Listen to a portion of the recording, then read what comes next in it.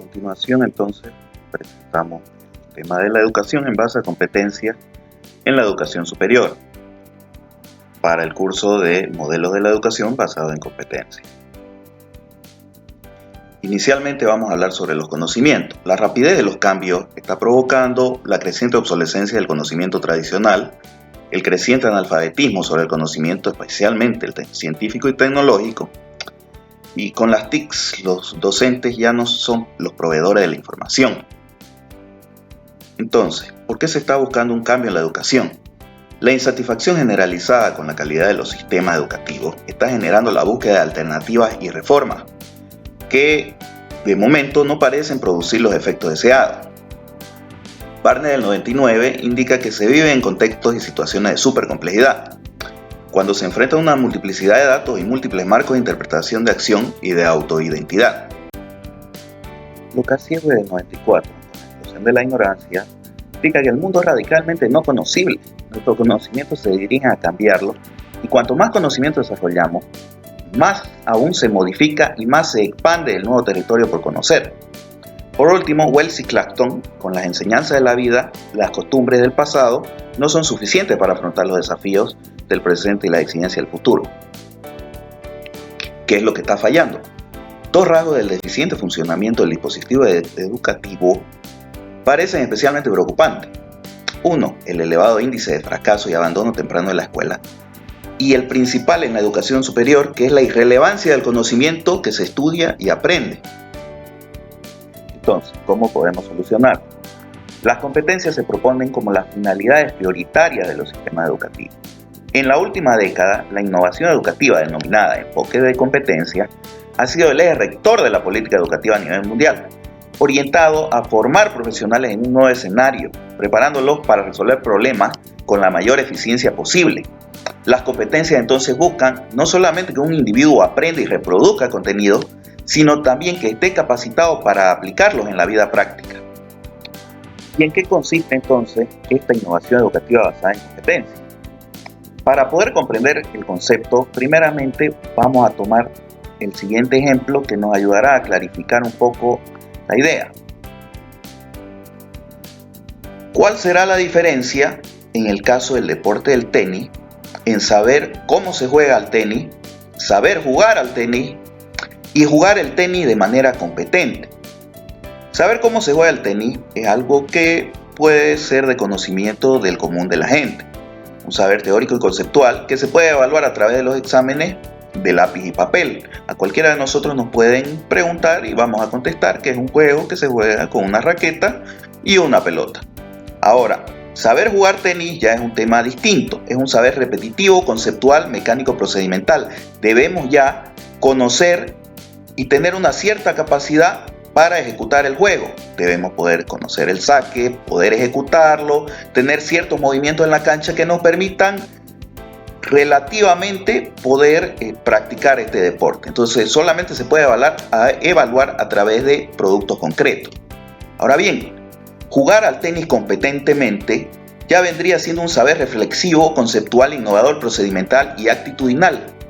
Solo se puede evaluar a través de la justificación, fundamentación de los productos concretos presentados. Vale decir que no es suficiente ni conocer teóricamente el juego, ni saberlo jugar de una manera superficial.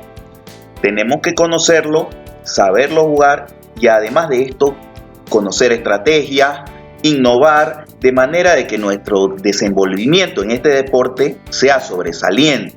Entonces, como puede verse, son tres conceptos totalmente distintos que nos van a enmarcar la manera de comprender este tipo de educación basada en competencia. Entonces, una persona competente será aquella que posee cualidades y los requisitos necesarios, además de la disposición y creatividad para hacer algo cada vez mejor y para justificar lo que hace, como el caso del ejemplo del juego de tenis. Entonces, podríamos definir competencia de varias maneras, dependiendo de los autores. Podemos definirla como la capacidad de responder a demandas complejas y llevar a cabo tareas diversas de forma adecuada. Supone una combinación de habilidades prácticas, conocimientos, motivación y valores éticos, actitudes, emociones y otros componentes sociales y de comportamiento que se movilizan conjuntamente para lograr una acción eficaz. El proyecto Tuning lo representa como una combinación dinámica de atributos en relación al conocimiento y su aplicación a las actitudes y responsabilidades que describen los resultados. Definiciones de competencia también tenemos, por ejemplo, a DeSeco, que nos dice que es la combinación de conocimientos, habilidades, actitudes, valores y emociones que activa el sujeto humano para comprender y actuar ante situaciones complejas de la vida personal, social y profesional. Capacidad de responder demandas complejas. También tenemos otras definiciones que pueden ser, por ejemplo, uso habitual y juicioso de la comunicación, conocimiento, habilidades técnicas, razonamiento clínico, emociones, valores y reflexión en la práctica cotidiana para el beneficio del individuo y la comunidad. Capacidad individual para emprender actividades que requieran una planificación, ejecución y control autónomo. Y una que es la más breve pero interesante, que es el conjunto de elementos que el sujeto puede movilizar para resolver una situación con éxito. Entonces, un concepto bastante interesante y un resumen nos lo da el doctor Manuel Unigarro de la Universidad Cooperativa de Colombia. Sobre competencias se ha dicho mucho y hay muchas definiciones de competencias. Digamos que sencillamente podríamos decir que una competencia es la posibilidad de hacer bien, muy bien, las cosas en un determinado contexto a partir de una serie de características, de cualidades, de habilidades que tenga una persona. La competencia es lo que hace que un sujeto pueda obrar de manera adecuada y con una cualificación superior en un contexto determinado. De otra forma, la competencia son una serie de habilidades que articuladas le permiten a una persona ser exitosa en lo que tiene que hacer. Eso es fundamentalmente una competencia. ¿Y en qué se basan las competencias? Las competencias están basadas en los 4 pilares fundamentales de la educación: aprender a conocer, aprender a hacer, aprender a aprender y aprender a hacer. Aprender a hacer es saber cómo poner en práctica los conocimientos. Aprender a hacer es potenciar las capacidades de las personas a fin de lograr un conocimiento integral, tomar decisiones responsables y adquirir valores como la autoestima positiva y el respeto a uno mismo. Aprender a conocer es regular los procesos de aprendizaje, darse cuenta de lo que aprendemos, cómo lo hacemos. ¿Y por qué aplicar el método a la educación superior? Pues bien, por la brecha académico-laboral que existe. Ese desnivel, vacío, conjunto de carencias que evidencian los alumnos universitarios cuando empiezan a desempeñarse en el mundo laboral. Esa separación entre lo que aprendo en la universidad y lo que me piden en el trabajo. Tradicionalmente nos basamos únicamente en transmitir conocimiento. Entonces estamos separando el saber del saber hacer y el querer saber. ¿Y por qué es que se da esta brecha? Esta brecha se da porque muchas veces se construye a ciegas. Construyen lo que creen que necesitamos saber, nos dan lo que creen que necesitamos saber y creen que ya tenemos lo que necesitamos. Sin embargo, al momento de trabajar, nos piden lo que debemos hacer que no siempre coincide con esto que creyeron que nos habían dado en la parte educativa. Entonces, ¿por qué basar los contenidos en las competencias? Los contenidos no tienen sentido por sí solos. Recién adquieren significado si se refieren al desarrollo de las competencias, puesto que se trata de analizar si los contenidos responden y son relevantes para poder llegar a las competencias generales y específicas. Verificar que los contenidos estén completos e incluyan todo lo requerido para lograrlo. Examinar si la estructura de los contenidos facilita el desarrollo de las competencias. Y por último, revisar que los contenidos incluyan transparencia en los perfiles profesionales y los resultados, acercamiento del aprendiz al proceso educativo, crecimiento de una sociedad que aprende para toda la vida, niveles más altos de empleabilidad y de formación ciudadana, una dimensión en la enseñanza superior y un lenguaje compartido por todos los participantes. Entonces, ¿cómo se diferencia la educación actual de la educación basada en competencias? Bueno, tenemos un cuadro comparativo de educación disciplinar versus educación por competencia. La primera parte, la educación disciplinar, nos sirve para adquirir conocimientos teóricos conceptuales, contra la educación por competencias, que es utilizada para adquirir habilidades, así como aspectos teóricos y actitudinales de la profesión.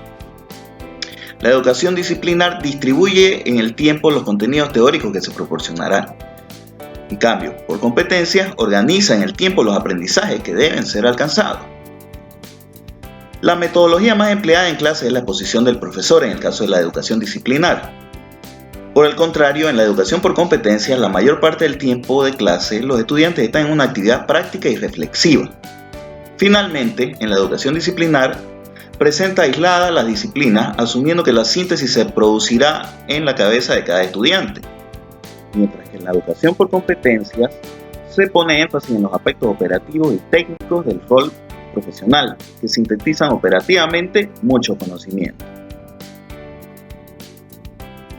De igual manera, podemos hacer una comparación también en cómo manejamos la información en cada una de las metodologías. En la educación tradicional, esta era pasiva y acrítica. ¿En qué consistía? Se recibía la información, se registra, se recordaba, se reproducía para algún examen y finalmente se almacenaba. En cambio, la educación basada en competencia es activa y reflexiva. La información se debe buscar, producir, cotejar, discutir para posteriormente utilizarla. Entonces, con esta metodología realizamos una ejercitación continua de los contextos desafiantes. Hay una alta cuota de interacción y comunicación y una indagación y reflexión crítica permanente. ¿Y el rol del profesor? Bueno, Kelchermans nos indica que la investigación muestra claramente que la profesión docente involucra fenómenos altamente complejos y multidimensionales, una profesión cada vez más compleja con mayores demandas. ¿Qué pasa? El profesor ha pasado de transmisor único de los conocimientos a facilitador del aprendizaje, un apoyo en la tarea de decodificación, asimilación y aprovechamiento de la información, que, como sabemos, es abundante en estos tiempos con las nuevas tecnologías.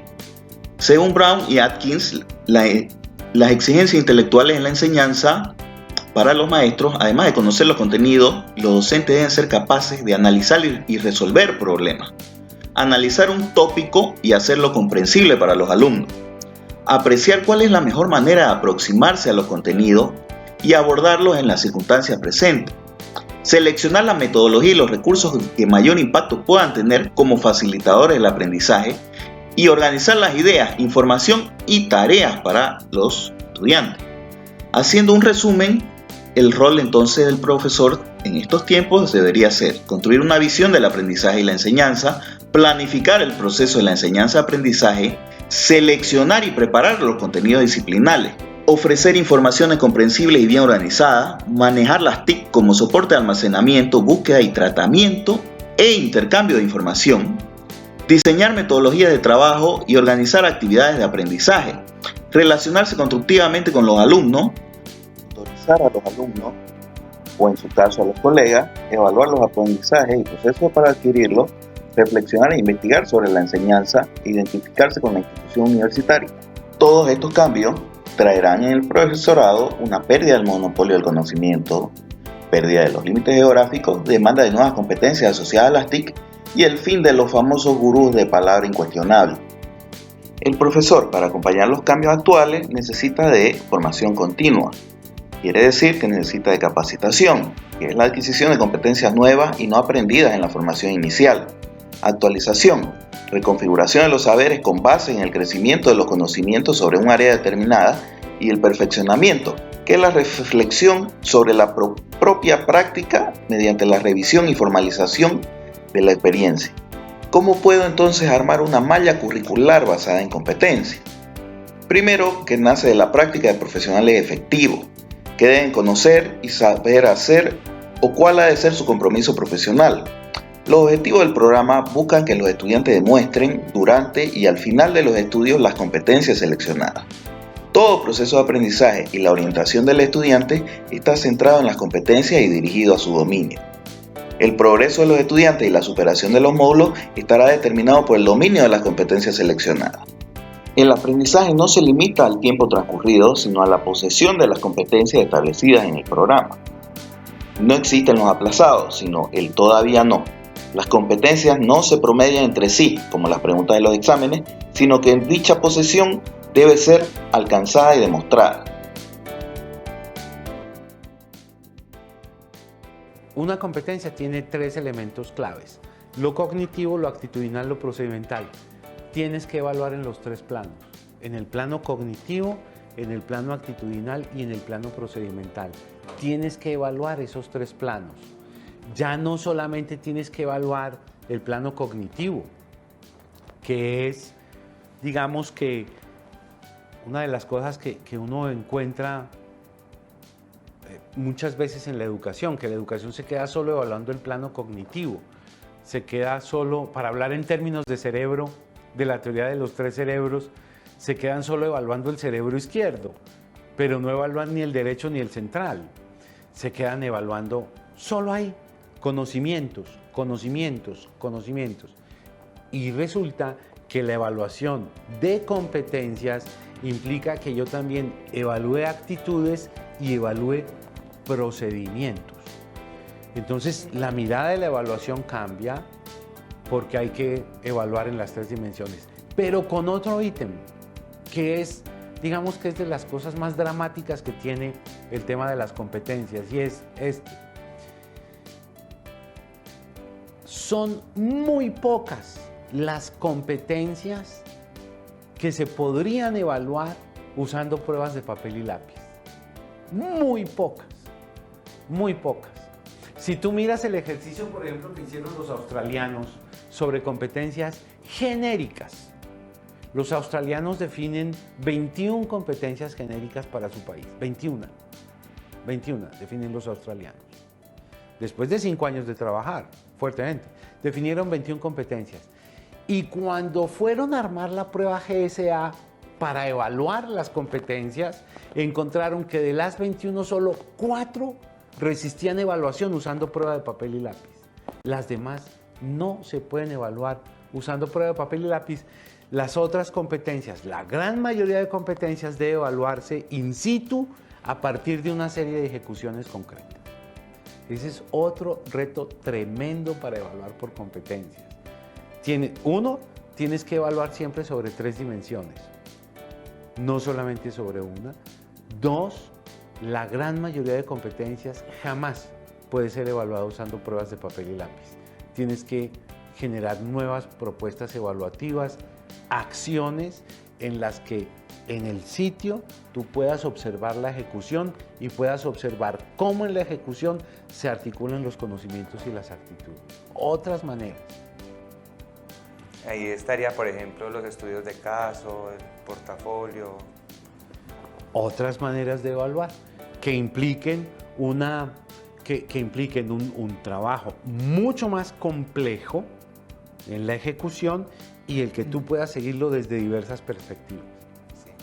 Bueno, como conclusiones podemos afirmar que dado el divorcio existente entre la realidad socioprofesional y la educación superior, es posible que un currículum educativo por competencias propicie una formación verdaderamente integral. Es bueno comentar que la formación integral implica una perspectiva de aprendizaje intencionada tendiente al fortalecimiento de la persona responsable, ética, crítica, participativa, creativa, solidaria y con capacidad de reconocer e interactuar con su entorno para que se construya su identidad cultural. Busque promover el crecimiento humano a través de un proceso que suponga una visión multidimensional de la persona y tienda a desarrollar aspectos como la inteligencia emocional, intelectual, social, material, ética valoral y pensamiento complejo.